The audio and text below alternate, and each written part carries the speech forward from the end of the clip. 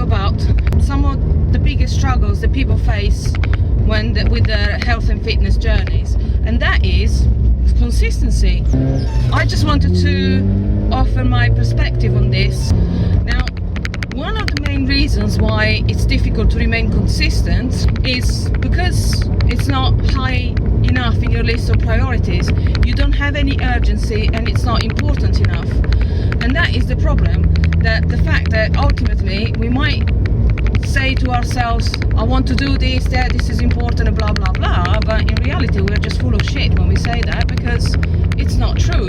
Our actions betray what we really feel about the subject, and there may be many more important.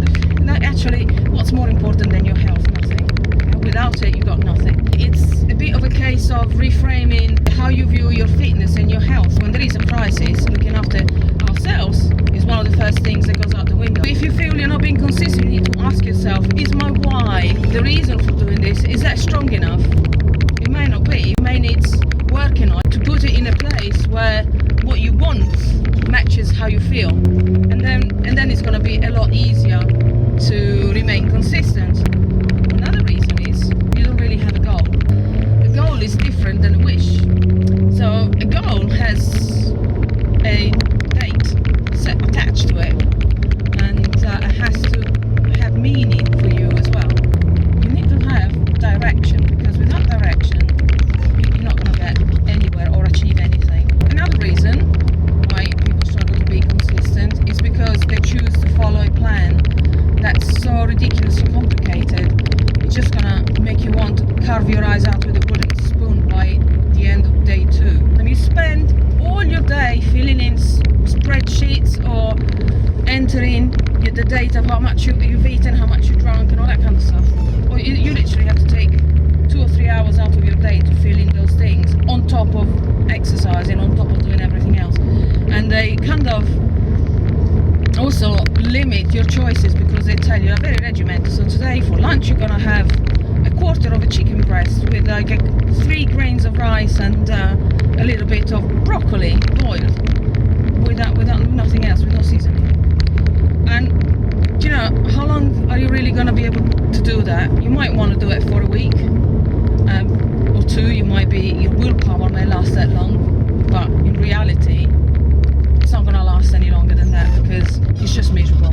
It's not sustainable over the long term.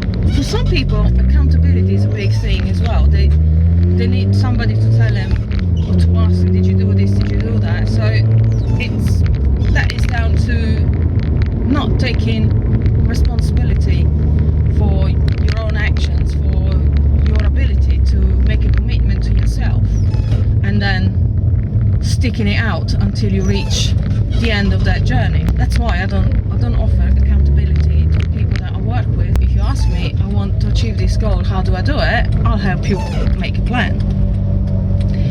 But then you have to work the plan, not me. And it's not up to me to remind you. If you don't want to do it, it's not my problem. I can only open the door and show you the way and help you find the best way for you, but I can't do it for you. And I certainly don't want the responsibility of having to remember to remind you that you have to do certain things. It's your job, not mine. Working on your health and fitness is a life project. So it's not something that you do for a little while. Sales pitch alert. I have something that can help you with all of that. Certainly setting meaningful goals and then being able to follow them and make them come to fruition and reach these goals.